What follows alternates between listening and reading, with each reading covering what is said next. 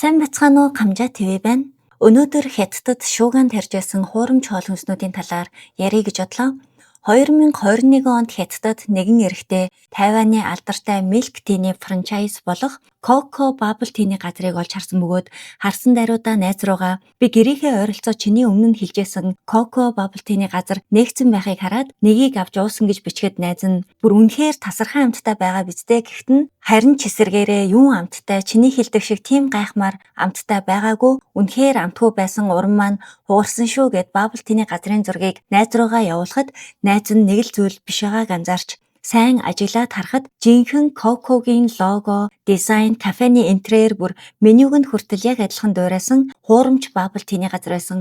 Энэ газар нээгдээд 6 сар болсон тэр хугацаанд жинхэнэ франчайз гэж андуурсан үйлчлүүлэгчдийн ачаар олон сая долларын ашгийг аль хэдийн хийчихсэн байсан. За энэ газраас гадна Хятадд Coco Milk Tea-ний газрыг дуурайсан тоолж баршгүй олон газар байдаг. Тэдгээрийн нэг нь асуудал тарьсан байгаа. Хятадын Чингдаод үйл ажиллагаа явуулдаг Bubble Tea-ний газраар эрүүл мэндийн талаар нэвтрүүлэг хийж мэдээ бэлтгэдэг нэгэн залуу үйлчлүүлээд удаагүй хэд хоногийн дараа хоол нь шингэхгүй гидсэн хүчтэй өвдөж байсан болохоор CT рентген зураг авахулсан байна. Гэтэл ходоодонд нь боловсроогүй ямар нэгэн бөөрөнхий зүйлс их хэмжээгээр харагдсан тул судлаад үзтэл эмнэлэг орохоос хэд хоногийн өмнө авч уусан Bubble Tea-ний tapioca pol буюу тухайн цайн дотор байдаг жижиг хар бөмбөлгүүд нь боловсроогүй тэр чигтээ харагдчихсэн. Энэ Bubble Tea дотор байдаг жижиг хар бөөнхий амттан буюу тапиока нь халуун оронд ургадаг кассава гэх ургамлын үндснээс гаргаж авдаг хүнсний цардуулаар хийгдсэн жажлууртай амттан байдгийн байна. Чихэрлэг төмсөн ч гэсэн энэ цардуул агуулгаддаг. Гэвч энэ нэвтрүүлэгч залуугийн ходоодноос илэрсэн тапиока нь хуучирсан дугуйны хаймар болон хаягдал гутлын арьсаар хийгдсэн болох нь ил болж тухайн залуу харамсалтай нь ходоодныхоо хэсгийг тайруулахад хүрсэн. Залуу өөрт тохиолдсон энэ талаараа нэвтрүүлэг хийж Хятадыг бас нэг хэсэг шуугилсан байгаа. Мөн Хятадд зарагдж байгаа нийт ургамлын тосны 10% нь хаягдал хоолноос гаргаж авч байгаа тос болон бохирын хоолойны хананд наалдсан тосыг хусаж аваад дахин боловсруулж гаргаж авсан гэсэн судалгаач байдаг. Энэ хуурамчаар гаргаж авсан тос ихэвчлэн хямдхан, том төмөр эсвэл певр савлгаатаагаар худалдаалагддаг болохоор гудамжны шарсан хоолны лангуунууд жижиг хоолны газрууд ихээр авч хэрэглэдэг нь тогтоогдсон. За дараагийн кейс бол Хятадд амьдардаг нэгэн эрэгтэй далайн бүтээгдэхүүний хүнсний захаас сам хорхой, наймаалж зэргийг худалдан авч гэртээ хараад хоол хийж эхэлсэн. Тосоо халаасныхаа дараа сам хорхоогоо шарж эхэлтэл хичнээн шарсан ч сам хорхой түүхий хэвээрээ өнгө нь огт өөрчлөгдөхгүй байсан. Уг нь сам хорхой маш хурдан болдог, шараад удаагүй шууд өнгө нь улбар шар өнгөтэй болж хувирдаг байгаа. Дараа нь энэ хятад эрэгтэй сам хорхоонуудыг тосноос нь шүүж гаргаж аваад усанд 30 гаруй минут буцлагсан ч огт болохгүй цав цагаан хэвээрэл аваадсан. Тэгсэн ч гэсэн хичнээн өнгө нь хувирахгүй байгаа ч нэлээд удаан буцлагсан болохоор одоо болсон байлгүй дээ гэд амталсан гомин дээрээ сам хорхоогоо асгаад идэх гэтэл хизээч идэж үзээгүй танихгүй амт мэдэрснээ хэлсэн. Хоолоо идэж чадалгүй асгасныхаа дараа захаас авчирсан наймаалжаа гаргаж ирээд усанд чантал наймаалж хормын дотор хайлаад юучгүй алга болж ирсэн. Энэ үйл явдал олон нийтэд ил болж энэ залуугийн худалдаж авсан зүйл тэгэхээр сам хорхойч биш, наймаалжч биш яг юу байсан бэ гэдэг асуулт гарч ирсэн. Хятадд хуурамч хүнс маш их байдаг бөгөөд сам хорхойг хүндрүүлж томруулахын тулд дотор нь желатин бас цавууг хольж шахдаг харин хөлдөө хавчин дотор хар тугалаг хийдэг юм байна.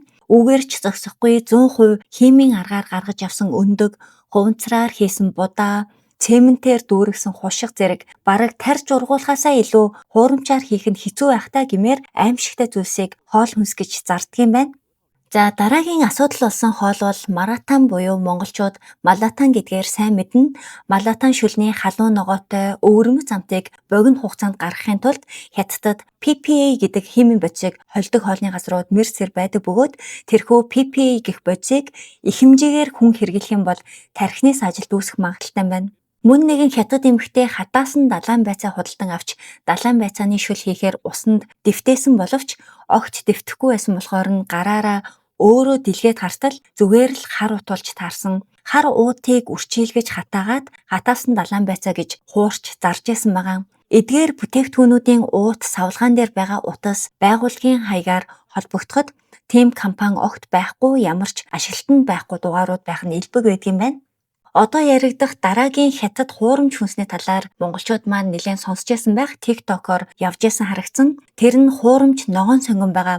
Хэрвээ та Хятадаас урж ирсэн ногоон сонгон худалдаж авсан бол юмыг яаж мэдхөв нойтон салбитаг эсвэл нойтон алчуураар арчаад үзэхэд илүүдэхгүй хуурамч ногоон сонгоныг арчхад шууд ногоон будаг гардаг бөгөөд энэ нь сонгоныг илүү шин үзэмжтэй мэтээр харагдуулахын тулд цацдаг, будагтай, хадгалтыг уртасгадаг хор байсан тохиолдол ч гэсэн гарсан байгаа.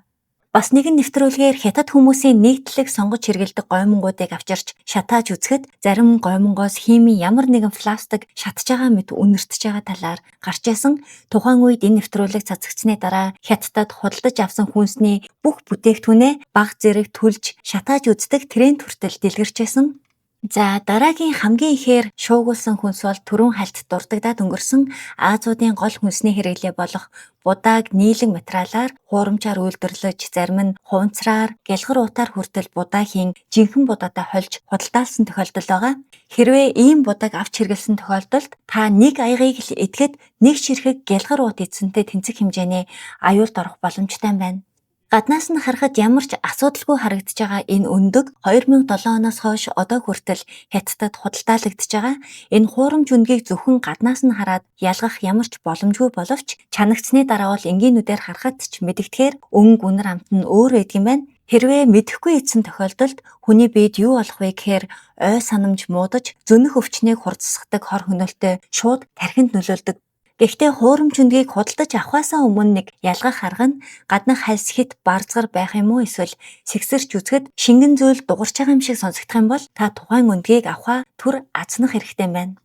Одоо харагдаж байгаа энэ хятад залуу бол хуурамч хүнсийг олж олонд дэлгэдэг тэр чиглэлээрээ танигдсан маш алдартай хүн байгаа. Энэ залуу одоо олон нийтэд дэлгэж харуулж байгаа зүйл бол хоньны хуурамч махыг харуулж байна. Эхлээд химийн аргаар гаргаж авсан хоньны махны үнэртэй нунтаг байдаг юм байна. Энэ нунтгийг ямар ч махан дээр цацсан хоньны мах болж хуурдаг гэж ярьж исэн. Хятадд хуурамч мах хийхдээ ихэвчлэн хамгийн хямд байдаг нугасны махыг ашигладаг, бүр тагтааны махыг ч ашиглах тохиолдол байдаг юм байна. Дөрвөлжилж хэрсэн нугасны махан дээрээ нөгөө нунтгаа цацаад бас махны өнгө хуургах нэг тийм химийн бодис нэмж дээрээс нь ус хийж хутгаад л хоньны махнаас ялгагдахгүй өнгө үнэр амттай болж байгаа юм байна. Ийм махаар шорлог хийж гадуур зарж байгааг энэ залуу ил болгосон.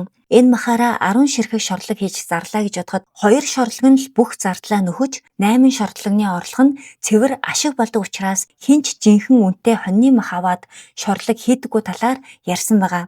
Өшөө цааш нь яриад байвал дахианы мөч, үхрийн мах, зүгийн бал гээд хийхгүй юм гэж бараг байдаггүй.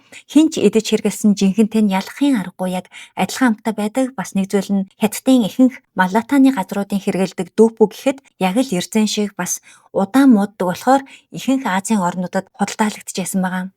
Нэг хүн өөрийн сошиал хуудсан дээр Хятадын хүнсний аюулгүй байдлын газар ажилладаг өөрийнх нь сайн найз бүх хэрэгэлдэг хүнсээ гаднаас орж ирсэн Солонгос, Америк, Япон хүнс, ургамлын тос, ногоо, хөлдөөсөн махыг хэрэгэлдэг талаар мөн Хятадын дэлгүүр супермаркетуудад зарагдж байгаа хүнсний 80% нь хуурамч химийн аргаар гаргаж авсан бүтээгдэхүүнүүд гэж бичсэн пост бас саяхан нэлээд шуугуулаад амжлаа. За сүүлийн ярих хуурамч хүнсний бүтээгдэхүүн бол зарим хүнд нэлээд хүнд тусч магадгүй. 2020 оноос хойш Хятадын няраа хүүхдүүдэд сонин шинж тэмдэг ажиглагдаж эхэлсэн. Эхлээд маш их турж, дараа нь няраа толгой хэвийн биш байдлаар маш томоор томорч, цаашлаад няраа өөрийгөө цохих, хазах гэх мэтчлэн өөрийгөө гэмтэх үйлдэлүүдийг хийжсэн. Энэ хүүхдүүдийн өөрчлөлт хуурамч нам буюу хуурай сүнэс болсон тогтоогдсон байгаа. Найрлагын шинжилгээд ямар ч шимт хижээл уурга гэх зүйл байхгүй, бүр сүүний ч хольц байхгүй цэвэр химийн аргаар гаргаж ирсэн бүтээгдэхүүн болох нь тогтоогдсноор Хятадын маш олон нэраа бүх насаараа тархины эмгэг өөрчлөлттэй амьдрах болсон байгаа. Тэгэхээр хүн бүр амрууга хийж байгаа бүх зүйлд анхаарал болгоомжтой хандаж, гой сайхан гэж рекламцсан бүх зүйлд итгэж болохгүй, өөрийнхөө эрүүл мэндийг хамгаалж яваарай. За өнөөдрийн дугаар маань энэ түрээд өндөрлөж байна. Суугтаа subscribe дарж амжаагүй бол subscribe, хонх, лайк дараарай. Мөн бичлэгтэй холбоотой сэтгэгдэл надаар бас яриулмаар байгаа зүйлсээ комент хэсэгт бичиж үлдээгээрэй. Тун удахгүй иргэн уулзтлаа. Түр баяртай.